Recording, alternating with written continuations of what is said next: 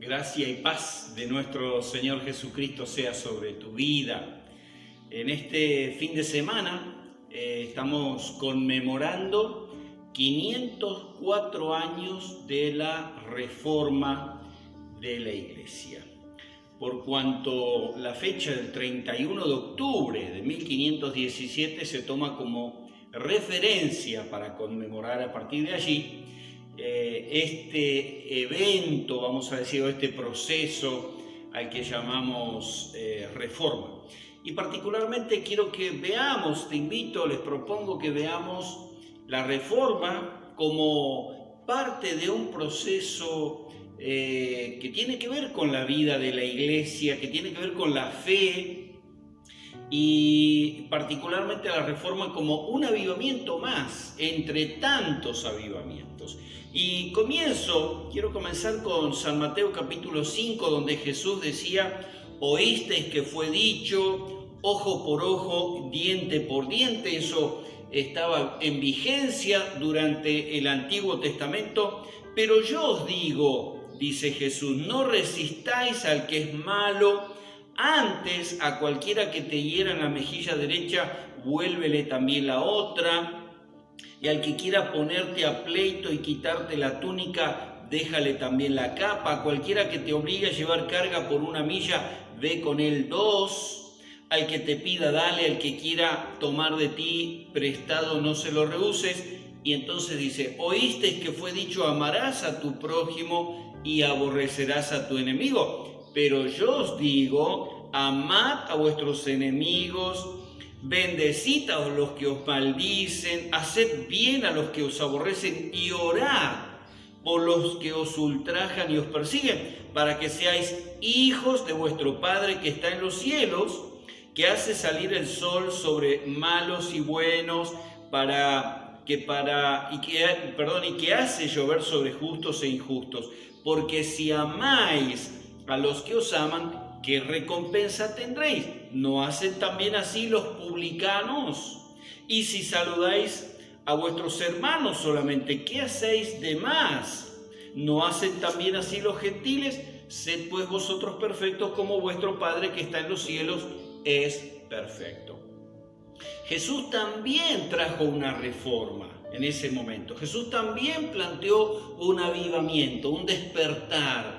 Vino a sacudir al judaísmo y vino no a remendarlo, a parcharlo. Él mismo lo planteó así en San Mateo capítulo 9, versos 16 y 17. Él vino a establecer algo nuevo, pero estableció o planteó también esta necesidad de reformular cosas, modificar, cambiar cosas. Y eso es la reforma. En el Nuevo Testamento seguimos después, el derramamiento del Espíritu Santo también generó un gran avivamiento, un gran despertar. Trajo una reforma en la vida de los apóstoles, en la vida de la iglesia allí en Jerusalén a partir de aquel momento, y tuvieron en el Espíritu Santo. Es como que allí el Espíritu le inyectó nafta premium a la iglesia, ¿no? Para empezar a extender el reino de Dios a partir de allí, ¿no? Encontramos en Hechos 15 el primer concilio de la iglesia como también una oportunidad donde hubo que reformar cosas, y se sentaron y analizaron actitudes y decisiones que estaban tomando respecto de la llegada del Evangelio a los gentiles, y tomaron una determinación muy grande que fue una reforma de ahí en adelante. ¿Qué fue? Decidieron: no le vamos a exigir a los que no son judíos, no le vamos a exigir la circuncisión o el cumplimiento de las leyes que Dios nos ha dado a través de Moisés. Fue una decisión muy importante, y así podríamos continuar a lo largo de la historia. Allí solamente algunos ejemplos bíblicos, pero después en la historia de la iglesia siguieron ocurriendo estos eventos y estos procesos, más que eventos, donde se ve que la iglesia cada tanto necesita nuevamente pasar por un proceso de reforma, de avivamiento, de despertar, que le genere la reacción. La iglesia va cayendo en un acostumbramiento, va cayendo en un descuido de cosas que son importantes para Dios, en un letargo, en un ritualismo. Eso pasó muchas veces, en una falta de eficacia, en una cierta pasividad. Y en cada uno de esos eventos y procesos de reforma, de avivamiento, de despertar, la iglesia salió con ímpetu, salió nuevamente renovada, restaurada, activada por el Espíritu Santo para seguir cumpliendo con su tarea de llevar el mensaje de salvación hasta lo último de la tierra. Tomamos como referencia lo que ocurre en Alemania, en Wittenberg, el 31 de octubre de 1517, pero la realidad es que hubo otros acontecimientos también importantes y procesos también importantes antes y después de Lutero. Antes, por ejemplo, el mismo movimiento del monasticismo, donde al principio algunos aisladamente como ermitaños buscaron la soledad del desierto, buscaron aislarse, y después la formación de comunidades de monjes surgió precisamente por la mundanización de la iglesia, porque la iglesia estaba envuelta en corrupción. Desde el momento que la iglesia fue nombrada religión oficial del Imperio Romano, un obispo parecía un senador romano. Entonces llevó a que mucha gente dijera, eso no es la iglesia, y procurando volver a las Escrituras, procurando recuperar la pureza de la fe y la pureza de la iglesia, es que se aislaron, se automarginaron o excluyeron, algunos en forma aislada, como dije, solos, la forma de ermitaños, otros en comunidades como monasterio, pero era una reacción también a eso, es decir, una no conformidad con lo que estaba sucediendo puertas adentro de la iglesia. Y así siguieron habiendo intentos de reforma por medio de inclusive autoridades eclesiásticas, por medio de reyes en Europa.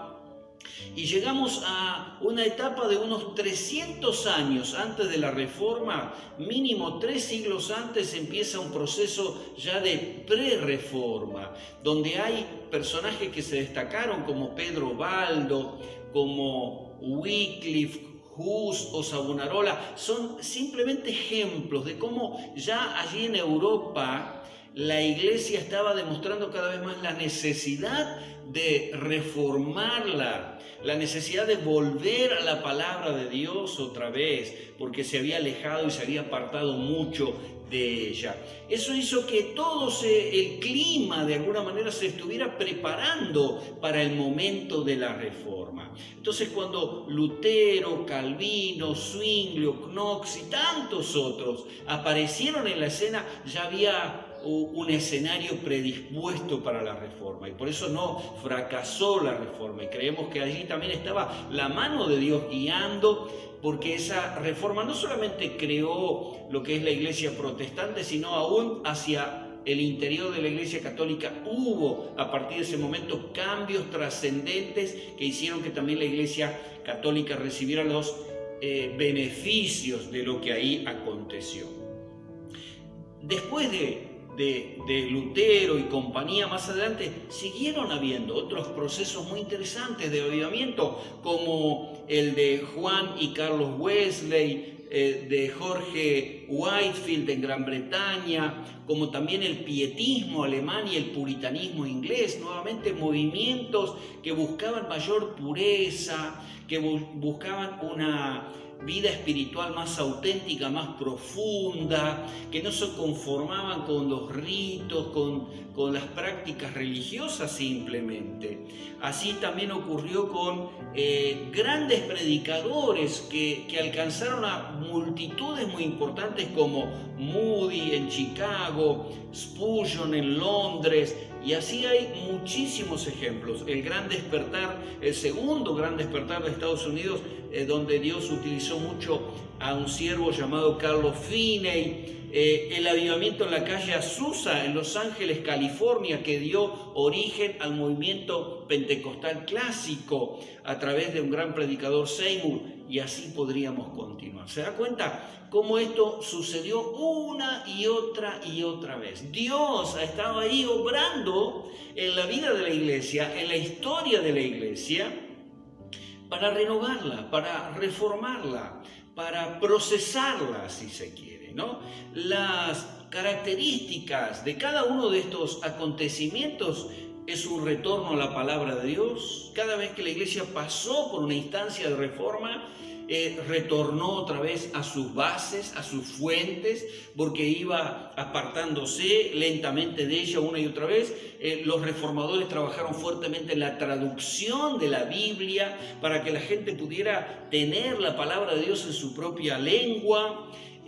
Otra característica fue la corrección de errores doctrinales y prácticos que se habían introducido en la iglesia, la recuperación de algunas doctrinas que se habían descuidado. Lutero, por ejemplo, hizo un gran énfasis en lo que es la justificación, la salvación por gracia, por medio de la fe, el sacerdocio universal de los cristianos y tantas otras cosas que podíamos nombrar. Cobró un gran impulso la misión. En cada uno de estos momentos de reforma y de avivamiento, la iglesia recuperó su convicción y recuperó otra vez la memoria en cuanto a que tenía que llevar el evangelio y las buenas nuevas a los perdidos. Y una última cualidad de estos eventos así que afectaron tan fuertemente a la iglesia es que la iglesia también empezó a recuperar la capacidad de influenciar la sociedad. La iglesia dejó de estar aislada o al margen, y cada vez que sucedió esto, la iglesia empezó a contrarrestar los males de la sociedad, la inmoralidad, la corrupción, los vicios, por medio de la predicación del arrepentimiento y de la salvación. Y quiero cerrar con unas palabras que el apóstol Pablo escribió a los romanos, para que también asumamos que la iglesia pasó tantas veces ya por reformas, por cambios y transformaciones, porque ese es el plan de Dios, no solo para la institución, para el cuerpo que es la iglesia, sino para cada uno de nosotros individualmente. Pablo dice en Romanos capítulo 12, 1 y 2, así que hermanos, os ruego por las misericordias de Dios que presentéis vuestros cuerpos en sacrificio vivo, santo, agradable a Dios, que es vuestro culto racional. Y entonces dice en el segundo verso, no os conforméis a este siglo, no se adapten, no se amolden, que es lo que continuamente ocurre, ¿no? Por eso cada tanto ninguna reforma es completa, digamos, siempre es parcial y siempre queda margen para una nueva reforma, una nueva actualización y renovación de la fe. No se conformen a este siglo, sino transformaos por medio de la renovación de vuestro entendimiento para que comprobéis cuál sea la buena voluntad de Dios agradable y perfecta. Y yo te invito que este fin de semana que conmemoramos 504 años de la Reforma, te expongas delante de Dios, te dejes que el Señor te escudriñe y le digas, Señor, yo quiero esta experiencia para mi vida también. No me quiero moldar, no me quiero acostumbrar, no me quiero adaptar al mundo como sistema, sino que quiero dejarme renovar y transformar en mi mente y en mi ser interior para comprobar cuál es tu buena voluntad agradable y perfecta. El profeta Habacuc tenía una oración, tiene una oración, el escrito del profeta Habacuc en las Escrituras, en el capítulo 3, versículo 2, él dice así, oh Señor, oh Dios, he oído tu palabra y temí, tengo temor, tengo respeto y reverencia delante de ti. Y le hace una petición. Oh Señor, aviva tu obra en medio de los tiempos. En medio de los tiempos, hazla conocer. En la ira, acuérdate de la misericordia.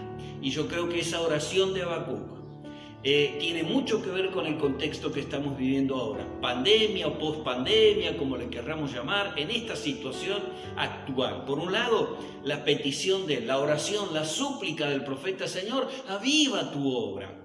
Y cuando oramos en este tiempo, qué bueno poder tomar estas palabras de Habacuc y decirle: Señor, aviva tu iglesia, aviva mi vida, porque yo soy parte de la iglesia. Y también pedí allí a Habacuc: en medio de la ira o en la ira, acuérdate de la misericordia. Si estás atravesando también tiempos difíciles, tiempos complicados, qué bueno es pedir a Dios en medio de todo lo difícil que nos toca atravesar ahora, manifiesta una vez más tu misericordia. Que Dios te bendiga y que este fin de semana no solo sea para recordar la reforma de allá lejos y ese tiempo, sino que sea una oportunidad para volver a experimentar también que Dios sigue avivando tu vida y sigue avivando su iglesia en medio de los tiempos. Amén.